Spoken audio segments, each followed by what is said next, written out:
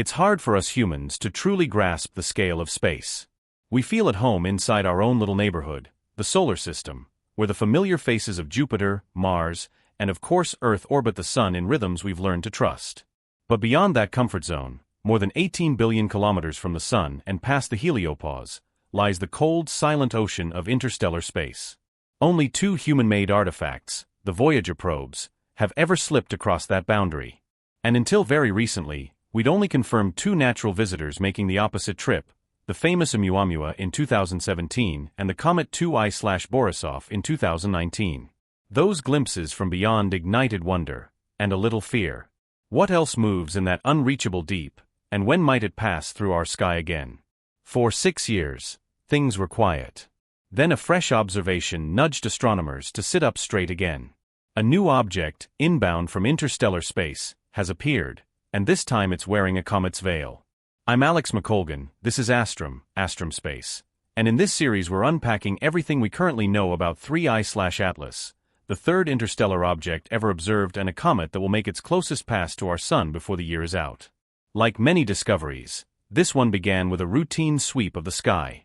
On July 1st, the NASA-funded ATLAS survey, short for Asteroid Terrestrial Impact Last Alert System, was doing what it does best, taking rapid wide-field images to spot moving objects. ATLAS has grown into a 4-telescope network spanning Hawaii, South Africa, and Chile, and each unit snaps roughly 800 images every clear night. By the time you watch this, those telescopes will have logged well over 1,000 near-Earth objects destined to come within about 1.3 astronomical units of our planet at perihelion. But on that July night, the Rio Hurtado telescope in Chile reported something that didn't fit the usual pattern. ATLAS is unusually adept at scanning the crowded galactic plane, the bright disk of our Milky Way where so much starlight and dust make imaging tricky. Surveys like Pan-STARRS or the Catalina Sky Survey are often too sensitive to point there without saturating their detectors, so they steer clear. ATLAS doesn't. From the direction of Sagittarius, the telescope grabbed 4 30-second frames and flagged a faint, fast mover arrowing toward the inner solar system.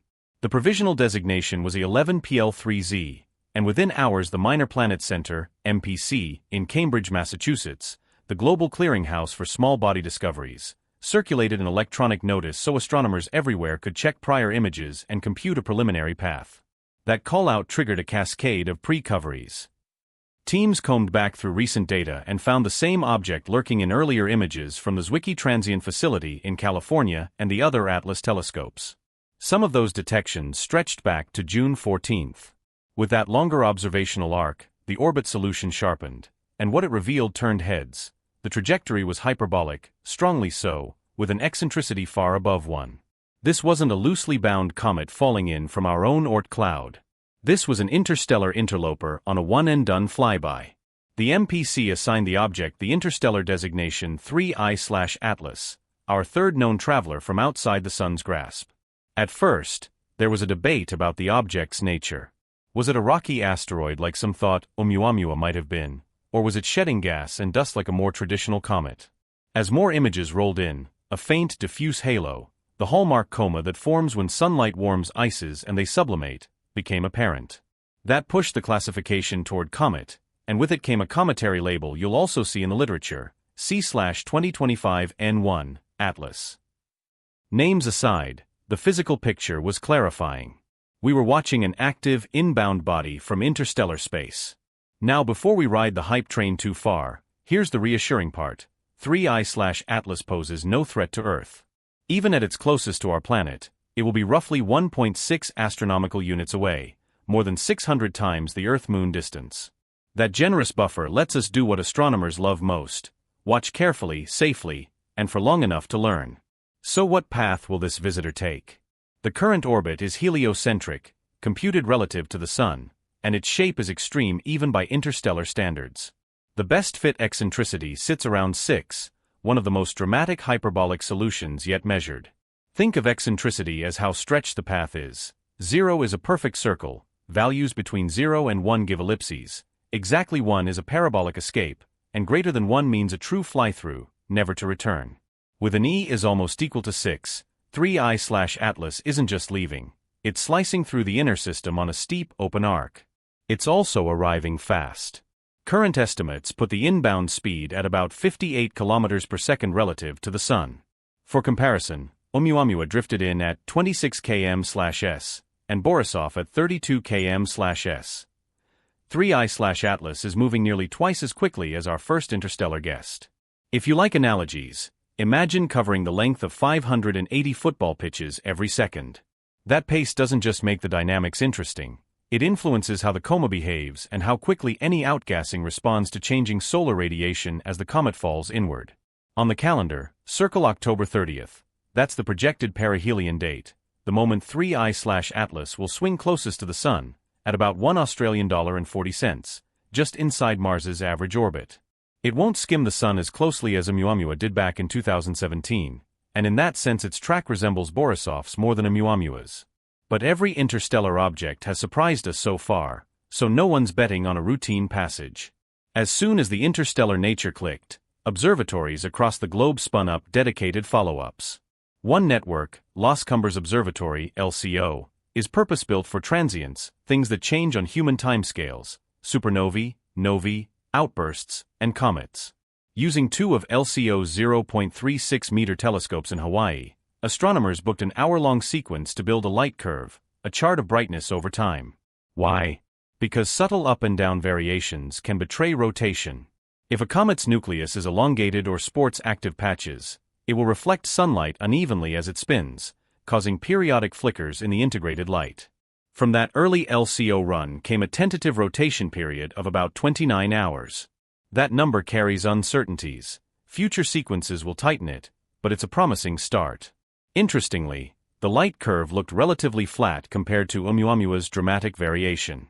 3I/Atlas showed only about 0.2 magnitudes of change over the measured cycle, hinting either at a more symmetric body or at coma brightness washing out nucleus shape effects.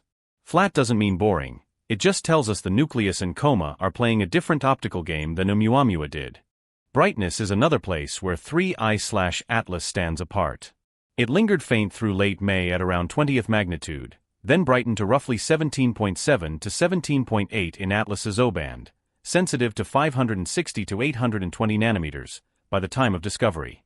For an interstellar object that far out, that's impressive. With reasonable assumptions about reflectivity, albedo, early estimates pegged the nucleus diameter near 10 kilometers, an order of magnitude larger than the inferred size of Oumuamua and likely bigger than Borisov's 1 to 2 kilometers core. A larger nucleus means more ices to sublimate and potentially, a more photogenic coma as it warms. Even in the opening days, observers reported faint activity, a marginal coma you can pick out as a diffuse disk around the moving point if the image tracks the comet rather than the background stars. There's also a stubby tail, initially measured around 3 arcseconds, often hard to separate from the coma in small telescopes, but unmistakable in stacked frames. As amateur and professional contributions poured into community hubs like the Astronomer's Telegram, the tail estimate stretched dramatically, more than 25,000 kilometers in projected length in some reports, reminding us how rapidly dust and gas can respond once an icy surface starts to cook. Color and surface hints round out the first-look portrait. Like Oumuamua and Borisov before it, 3I/Atlas appears redder than the Sun, slightly redder even than D-type asteroids from the outer belt. Because the coma contributes a lot of the reflected light, teasing out the nucleus's true color will demand higher resolution data as it nears perihelion. For context, measurements of Borisov in 2020 suggested it was lofting dust at roughly 50 kilograms per second, enough to swamp the nucleus's spectral fingerprint. We'll see whether 3I/Atlas follows suit or charts its own path. Finally, the mere act of finding a third interstellar visitor lets astronomers update a big-picture number: how many such objects roam near the Sun at any given time. A preliminary analysis shortly after discovery translated Atlas's 3-year sky coverage and a single detection into a crude space density of about 0.001 interstellar objects per cubic astronomical unit, a far smaller figure than earlier back-of-the-envelope guesses based on Oumuamua and Borisov alone. That estimate will evolve. It depends on survey sensitivities, sky coverage, object sizes, and the quirks of each interstellar body. If Atlas misses smaller, darker visitors, the true density could be higher. Still, each new detection tightens the bounds and helps mission planners think about future flyby or intercept possibilities. We're just getting started. In the next part, we'll dig into the orbit geometry, the extreme eccentricity, YE is almost equal to 6 matters, the October 30th perihelion, and what this speed and path might imply about where 3I/Atlas came from, and what its passage can teach us about the stuff that forms beyond our sun's cradle. When astronomers first mapped out the path of 3I/Atlas, the numbers themselves told an incredible story. The comet's eccentricity, around 6, is one of the most extreme orbital values ever measured for a visiting body. To put that in context, most comets in our solar system have eccentricities below 1, meaning their orbits are ellipses bound to the sun. Anything above 1 means the object is on a one-way ticket, it will never return, no matter how long we wait. With an eccentricity of 6, 3I/Atlas isn't just escaping, it's practically tearing through our system on a sharp hyperbolic trajectory. And then there's the speed. At 58 kilometers per second relative to the sun, this comet is traveling nearly twice as fast as Borisov and more than double the speed of Oumuamua. That's like circling the entire Earth in just over 7 minutes. Such velocity is not just a fun statistic, it has real consequences. It means the comet is carrying momentum built up over untold millions, or even billions, of years of travel through the galactic neighborhood. And it also means astronomers have less time to catch it at close range. Unlike periodic comets we can count on seeing again, this one will flash by and be gone forever. So where exactly is it headed? The current orbit is heliocentric, which allows astronomers to calculate both its incoming and outgoing trajectory. On October 30, 2025, 3I/Atlas will reach its closest point to the Sun, known as perihelion, at a distance of about 1.4 astronomical units. That's slightly inside the orbit of Mars, but still much farther out than Mercury or Venus. After perihelion, the comet will continue outward, veering past Mars and shooting back into interstellar space. Compared with Oumuamua, which passed closer to the Sun, 3I/Atlas's path is more reminiscent of Borisov's, but with a speed that sets a new record. This combination of speed and eccentricity has given scientists reason to think carefully about its origin. How does a comet end up moving this fast, on a path so extreme? One idea is that gravitational slingshots within another star system may have flung it outward long ago. Picture a comet orbiting a distant star. If that star happened to have giant planets, their gravity could easily eject the comet, boosting its speed and sending it into the galaxy as an interstellar wanderer. The fact that 3I/Atlas is moving so much faster than our previous interstellar visitors suggests it may have experienced multiple close encounters, picking up extra speed each time before finally being cast adrift. Of course, its journey didn't stop once it left its birth system. Objects in the galaxy can drift for billions of years, perturbed slightly by passing stars, giant molecular clouds, or even the gravitational tides of the Milky Way itself. That means by the time 3I/Atlas reached us, its exact point of origin is difficult to pin down. Still, researchers are already comparing its trajectory with star catalogs, hoping to trace its past path to a possible stellar nursery. As if its orbit weren't exciting enough, 3I/Atlas is also teaching us new lessons about what these rare visitors look like up close. Using telescopes from the Las Cumbres Observatory in Hawaii, astronomers measured its brightness variations and estimated a rotation period of about 29 hours. That's a little longer than Earth's day, but what stood out was how flat its light curve appeared. Unlike Oumuamua, whose brightness changed dramatically as it spun, hinting at an elongated cigar-like shape, 3I/Atlas showed only minor changes, about 0.2 magnitudes. This suggests a more uniform shape, or possibly that its active coma is masking surface irregularities.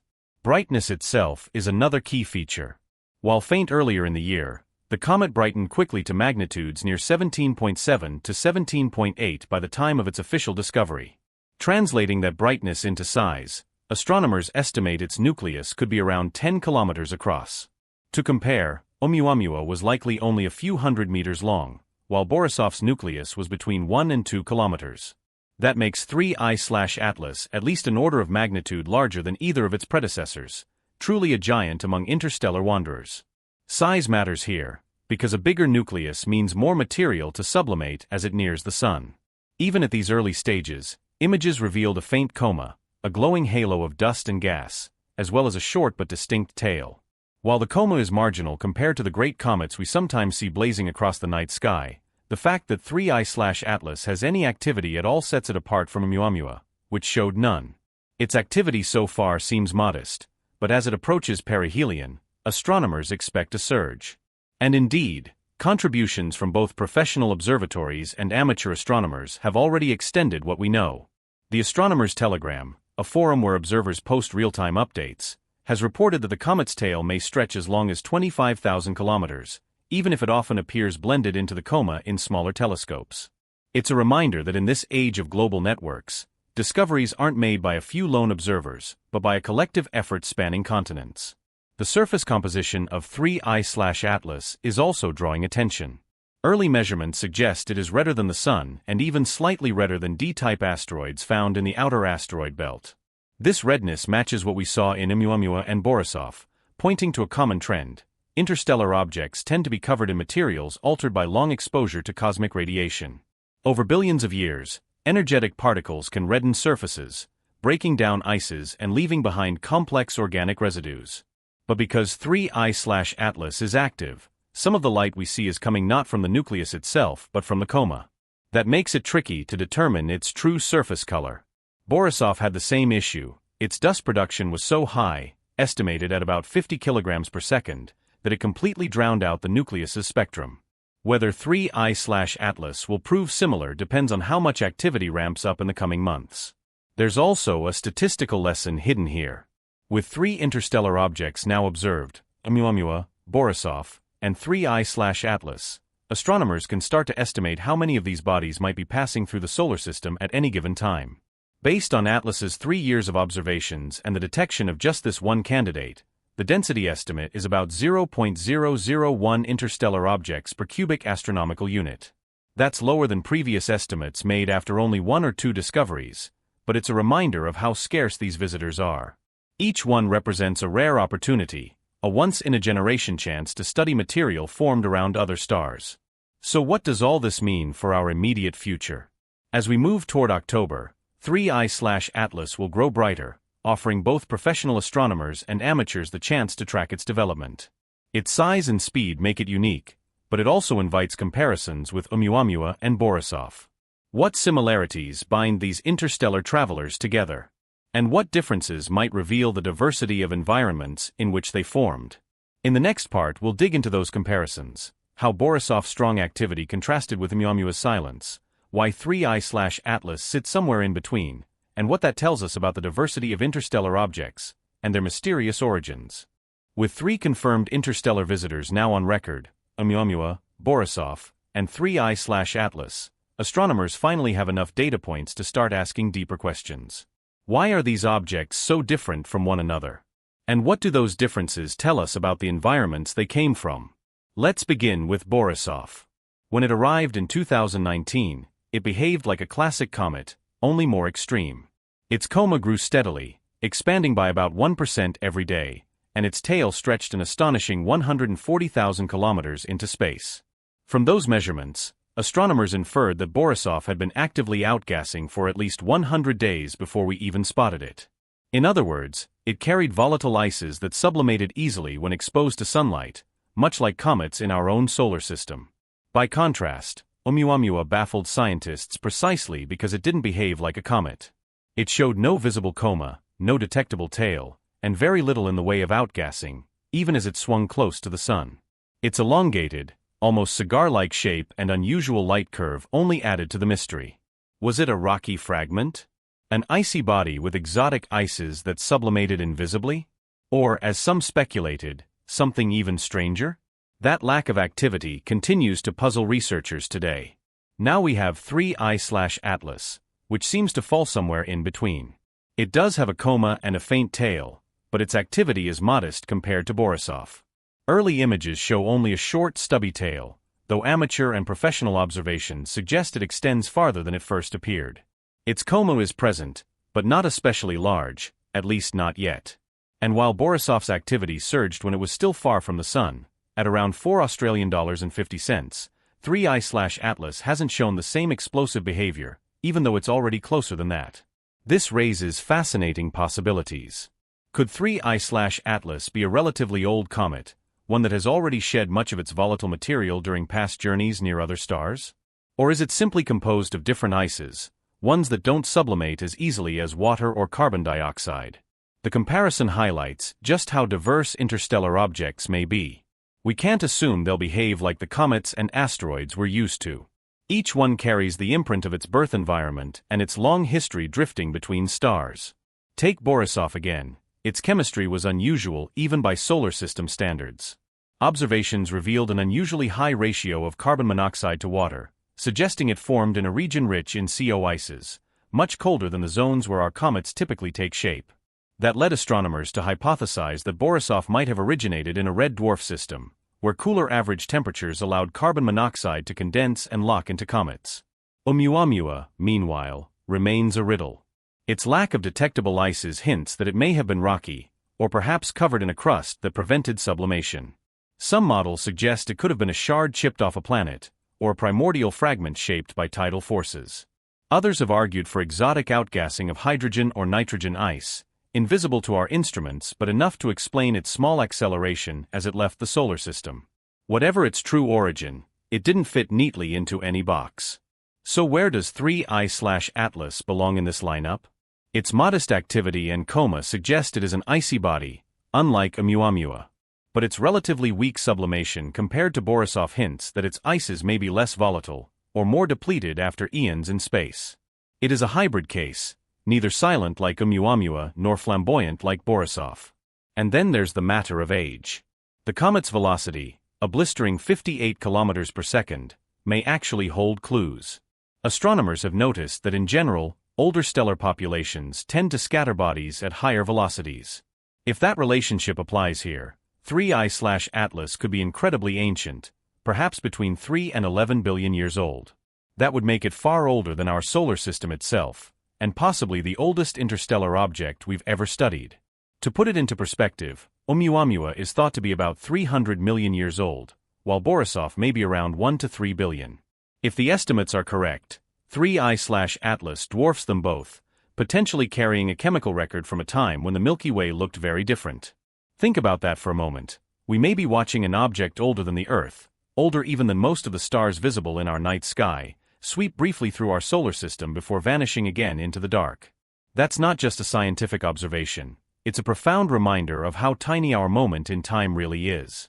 This age estimate also underscores why interstellar objects matter so much. Each one is like a message in a bottle from another corner of the galaxy. By studying them, we aren't just learning about stray comets. We're peeking into the chemistry and physics of alien solar systems. They carry evidence of how other stars formed planets, what materials condensed in their disks, and what processes shaped their leftovers.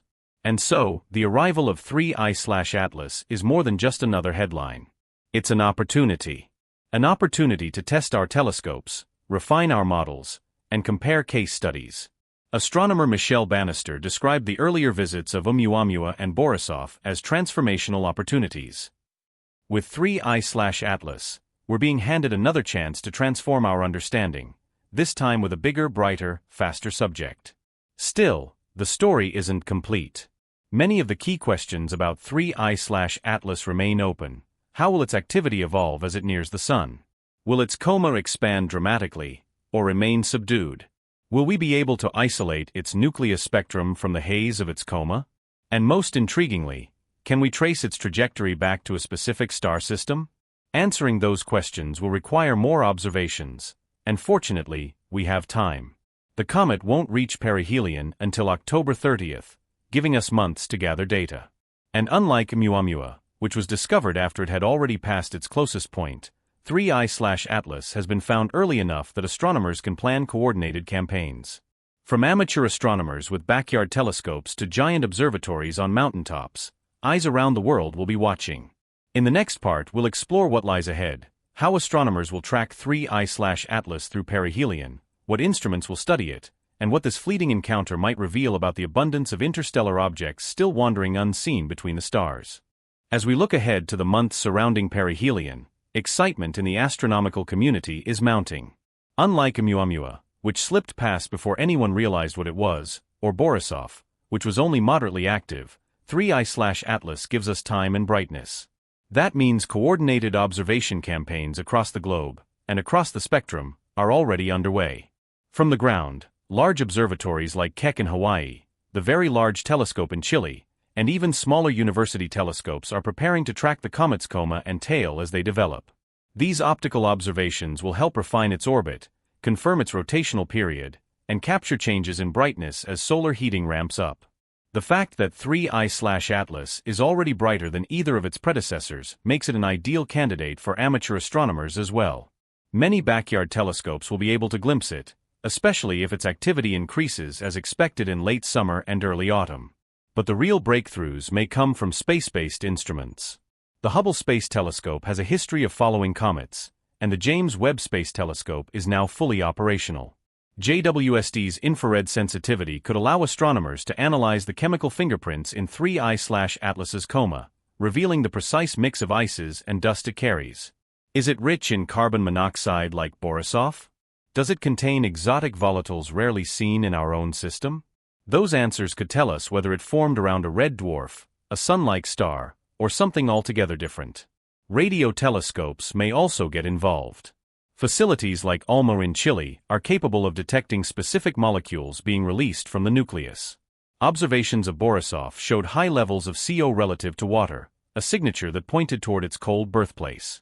If ALMA or other radio arrays can catch 3I/Atlas outgassing, we'll learn not only what it's made of, but also what conditions were present in the star system that birthed it. And then there are the future possibilities, ideas that sound like science fiction but are slowly becoming plausible. With each new interstellar visitor, mission designers are sketching out concepts for rapid response spacecraft that could intercept and study them up close. One proposal, known as the Comet Interceptor mission, is already in development under ESA. While it won't reach 3I/Atlas in time, its entire purpose is to sit in space waiting for the next visitor. With density estimates as low as they are, perhaps one detectable interstellar object every few years, such missions must be patient, but the payoff could be revolutionary. For now, our best hope is a full-spectrum campaign from Earth. That campaign will not only study 3I/Atlas itself, but also refine our sense of how many of these objects exist. Estimates vary widely. Early excitement after Oumuamua suggested a crowded galactic neighborhood filled with interstellar debris, but updated numbers from Atlas imply the opposite, that these objects are rare jewels, slipping past once every few years or even decades. Each one is precious, because we may not see another for a long time. And yet, every discovery raises new possibilities. Perhaps our surveys have missed smaller or darker interstellar travelers, ones that never become bright enough for detection. Perhaps 3I/Atlas is unusual simply because of its size, a 10-kilometer-wide giant compared to the smaller bodies that usually pass unseen. Future upgrades in telescope sensitivity could reveal a hidden population, changing our estimates all over again. The comparisons with Oumuamua and Borisov also highlight just how diverse interstellar objects can be. One rocky and silent, one icy and flamboyant, and now one hybrid, active but restrained, bright but not explosive. Together, they suggest there's no single type of interstellar visitor. Instead, they are ambassadors from a galaxy of environments, each carrying the signature of its origin. And that brings us back to the most profound implication: age.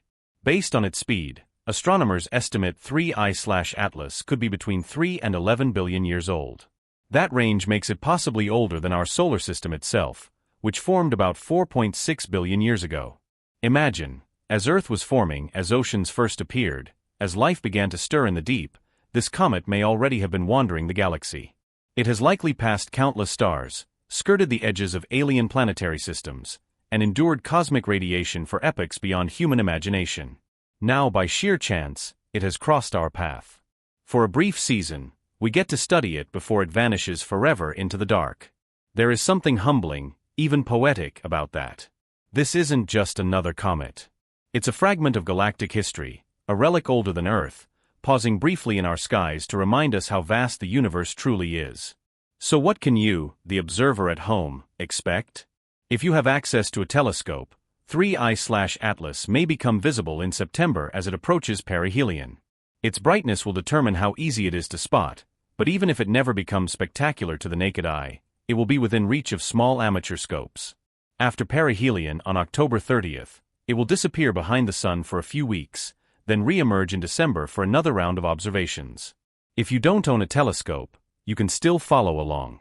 NASA's JPL Horizons website provides real-time tracking of the comet's position in the sky.